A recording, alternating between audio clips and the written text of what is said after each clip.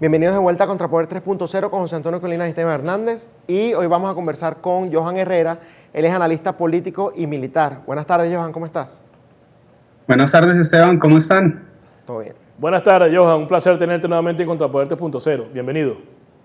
Bueno, muchas gracias, José. Gracias por invitarme de nuevo. Bueno, y fíjate que han surgido muchas cosas y creo que el tema central, ¿no?, que tenemos que tocar es que justamente Estados Unidos le puso ahora precio a las cabezas de Santrich y de Iván Márquez, que por cierto, la vez pasada hablamos de en qué territorio se encontraban, ¿no?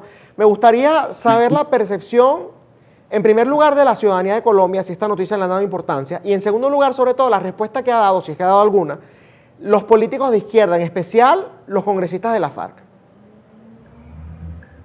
Bueno, pues aquí eso es lo mismo de siempre. Aquí sale por las noticias que obviamente se está ofreciendo la recompensa, la gente pues como que capta la noticia por 1 o 2 días, después a las 3 horas ya la gente se le olvida porque están más preocupados por el tema del coronavirus. Y pues en realidad no es como mucho el cubrimiento así que se le dé a esto. Llega la noticia y ya.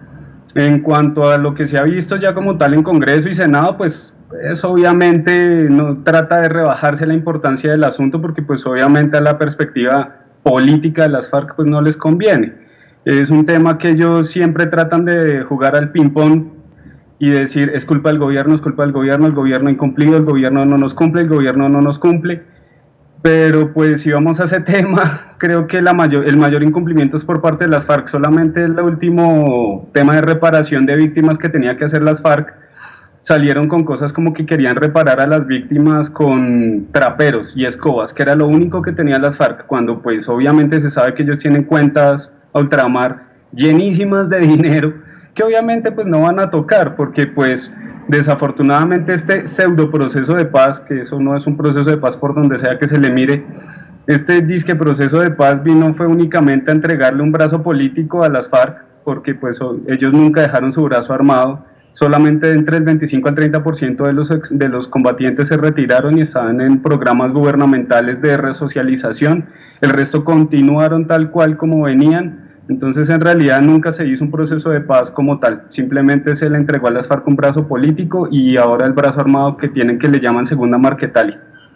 ¿Sirve de algo esta recompensa que ha ofrecido los Estados Unidos por Santrich y Iván Márquez? Johan, desde tu perspectiva, ¿sirve de algo que hayan colocado una recompensa por ello?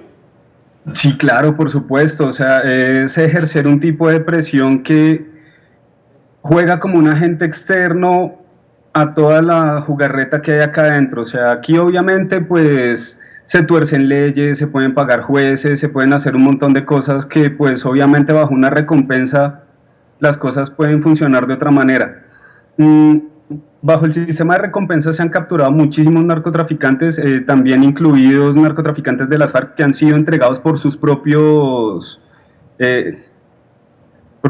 hombres. Ellos mismos traicionan al comandante entre comillas, porque la palabra comandante en realidad es un término militar que no les cabe a ellos. Ellos mismos los traicionan, los venden por la recompensa. A mayor tiempo que va pasando, pues esas recompensas tienen la tendencia a engrosarse, hasta que obviamente pues cuando a uno le ofrecen, mira, te vamos a entregar bajo el programa de protección de testigos en Estados Unidos, vas a tener tu identidad nueva, vas a vivir en Estados Unidos como una persona común y corriente y para eso vas a empezar tu vida de $1 millón para arriba. Es una oferta que empieza a sonar cada vez más tentadora con el tiempo. A estar tú metido entre la selva, recibiendo zancudos, picaduras, estar enfermo, disentería. Entonces pues obviamente es una oferta tentadora y que sirve bastante, la verdad, así sea solamente como herramienta de presión y como herramienta política que está mostrando la posición de los Estados Unidos en este momento. Mike Pompeo, él siempre ha sido muy claro con estos asuntos, es del corte de Trump de toda la vida, entonces ya sabemos que todo lo que ofrece Estados Unidos en ese sentido siempre es para ejercer presión y cada vez es una presión más punzante sobre las cosas que se van dando en Sudamérica, sobre todo pues en el Teatro Colombia-Venezuela. Fíjate algo que mencionaste al principio cuando te pregunté sobre el tema de las recompensas, ¿no? Que básicamente la izquierda y especialmente los de la FARC le han restado importancia a eso, han tratado de que pase bajo la mesa y tiene lógica porque ellos siempre actúan de esa manera para que precisamente la percepción sea que no importa, ¿no? Pero entonces allí está la contraparte, por ejemplo el Centro Democrático, por ejemplo el Partido Conservador. Ellos han dejado que ese tema muera, lo han tocado en el Congreso, lo han llevado a discusión, o también se prestaron para ese jueguito y no le dieron importancia alguna? Acá hay que tomar en cuenta una cosa, y es que en Colombia no existe una derecha real como tal. En Colombia existen partidos de centro, como bien lo indica el nombre, el Centro Democrático, por más procesos que tenga en narcotráfico y esas cosas, es que cualquiera puede ser corrupto, cualquiera puede ser narcotraficante independientemente de dónde se ubique en el espectro político. El Centro Democrático en realidad es un partido de centro y lo ha demostrado muchísimas veces bajo todas las políticas keynesianas que ellos quieren implementar. Entonces, como tal, el Centro Democrático, a ellos, en realidad, mucha de esa gente también se mueve dentro del mismo negocio del narcotráfico, mucha gente de esa también está untada. Intentar ponerse en querer poner malos y buenos dentro de la política colombiana en realidad es un desperdicio de tiempo. No hay malos, no hay buenos, simplemente hay narcotraficantes corruptos y gente que no es narcotraficante corrupta, o gente que está untada, sea por un lado o por el otro, sea por la internacional socialista, sea por el simple hecho de querer obtener dinero.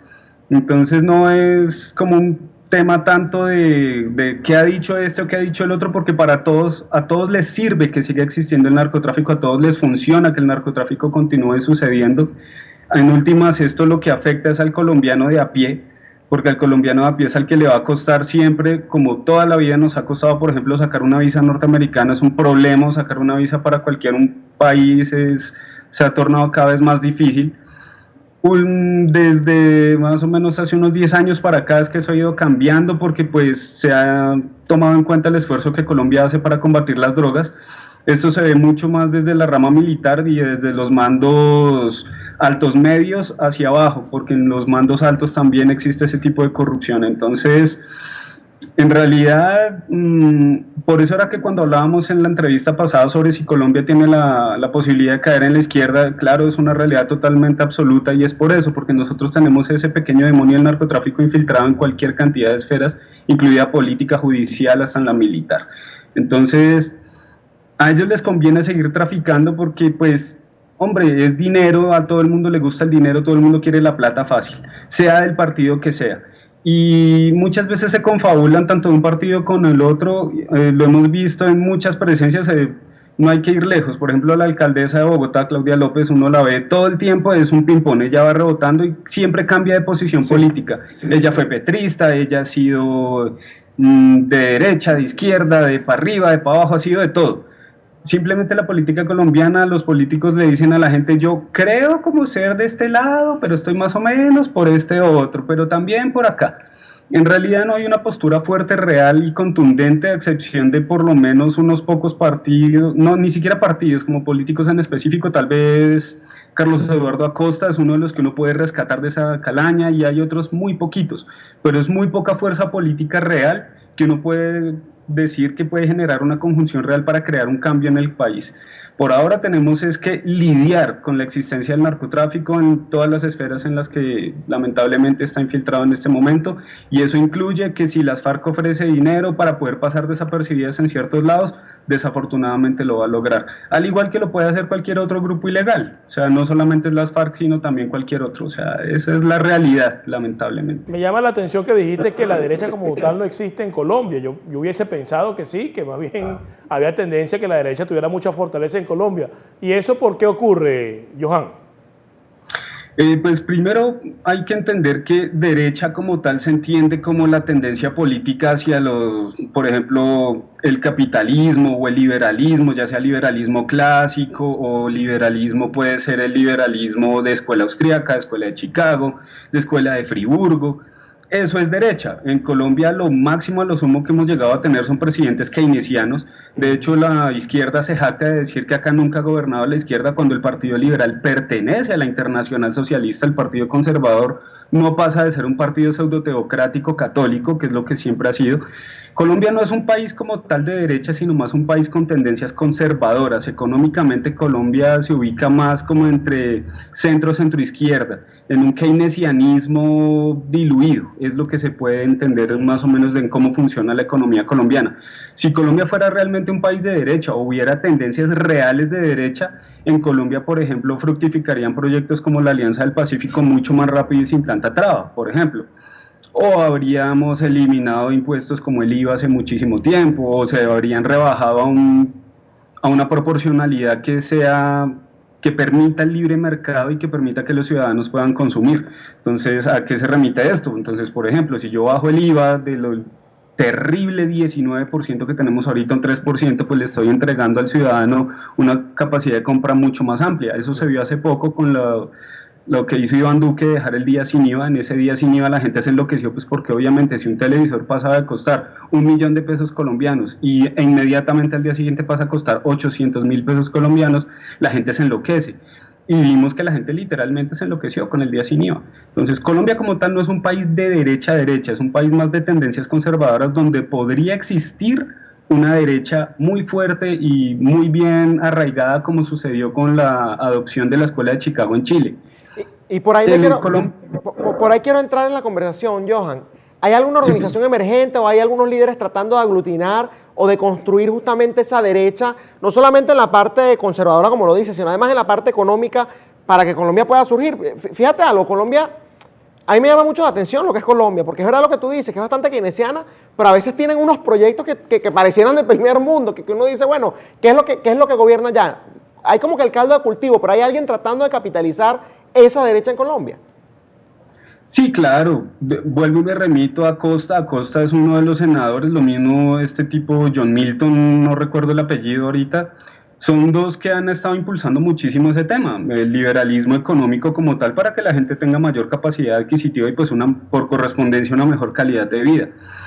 ¿Qué es lo que sucede? Pues sí hay gente, hay muchas personas, incluso ya vemos muchos libertarios en Colombia. El problema es que el libertario tiene a veces la tendencia de ser un poco fuerte con exponer sus cosas. En Colombia no hay una educación, por ejemplo, la gente no sabe, si yo hablo qué diferencias hay entre la escuela de Friburgo y la escuela austriaca. En Colombia muy pocas personas son capaces de responder esa pregunta a cabalidad y con conciencia. Vemos un montón de muchachitos que creen en las cosas como, no, yo soy anarcocapitalista, cuando en realidad no entienden las consecuencias de hablar de anarcocapitalismo como tal. Eso ya estamos hablando de eso podría tildarse de extrema derecha, ya es la abolición total del Estado. Hay gente que no sabe qué es el minarquismo. Entonces en realidad falta mucha educación. Sí hay algunos grupos, hay algunas personas y hay gente que está tratando de impulsar los proyectos. De lo que tú hablabas, que hay proyectos supremamente interesantes. En esos, pues obviamente la Alianza del Pacífico fue gigantesco, un avance gigante que lamentablemente se vio a la baja y se cayó muy feo por la elección de Andrés Manuel López Obrador en México. México era pues uno de los componentes clave para mantener la Alianza del Pacífico fuerte. Vimos también pues esa intervención de la izquierda internacionalista en atacar a Chile, en atacar a Perú, en atacar a Colombia y en atacar a México, y ese ataque se debe justamente a este tipo de medidas que están tomando estos países para lograr un liberalismo económico, por lo menos cuando menos sano. Puede que no lleguemos a ser un país, por ejemplo, ordoliberal como lo fue Alemania en su tiempo, o que lleguemos a un liberalismo de corte de Janteloven como lo tienen los países nórdicos, o ni siquiera llegar a ver algo como ese capitalismo gringo, que el capitalismo gringo pues tiene 10.000 vicios, pero no deja de ser un capitalismo. Exacto. Entonces, lamentablemente sí hay los grupos, sí hay las personas, hay muchísima pelea entre ellos como siempre, todo el mundo quiere tener la razón. El que es anarcocapitalista se va a ir encima con los dientes a decirle que es de izquierda al otro tipo que es de una derecha un poco más reservada y lo va a tildar de izquierda. Ese es el problema de siempre. Sí. Entonces lo que no hay es una conjunción de todos. Lo que sí se puede lograr en Colombia, y no de una forma tan difícil, es lograr ese tipo de liberalismo conservador. Yo abogaría tal vez por algo como un corte un poquito a la escuela de Friburgo, porque el colombiano aún no está listo para soltarle todo el mercado regulado por el gobierno. Somos personas que aún todavía todavía le tenemos un poco de fe al Estado.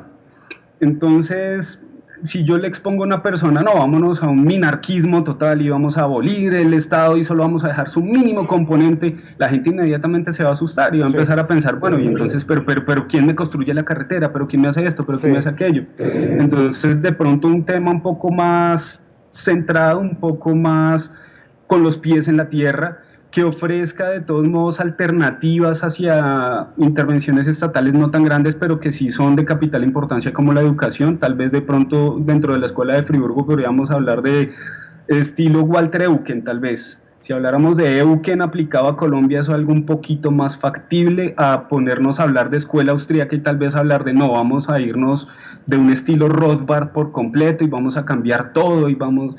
No puede presentarse porque tenemos que tomar en cuenta que el colombiano de a pie somos personas que muchas son desplazadas por la violencia, que han llegado del campo, su visión de la vida es su visión de cuidar sus vacas, de ser una persona amable con todo el mundo, de estar cuidando a sus hijitos, y para los cuales si yo les vengo a hablar de una abolición total del Estado, pues para ellos es un tema que es complicado y que no van a estar dispuestos a apoyar en las urnas ni a apoyar con sus voces un tema de ese corte.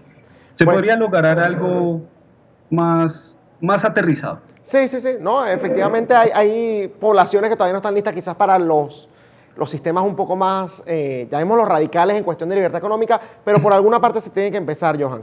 De verdad, muchas gracias. Lamentablemente el tiempo se nos ha acabado y esperemos que Colombia, uno, no caiga en las garras de la izquierda y dos, pueda llegar a un modelo mucho más libre, tanto económica como individualmente. Muchas gracias, Johan.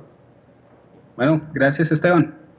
Bueno, teníamos ahí, muchas gracias, Johan. Teníamos ahí a Johan Herrera, analista político y militar colombiano importante, con una visión bastante clara y que siempre está diciendo la realidad de lo que está pasando en Colombia. Esto ha sido todo por hoy en Contrapoder 3.0, el programa de la derecha en Factores de Poder, que definitivamente es el canal de la información. Duele a quien le duele. Hasta mañana.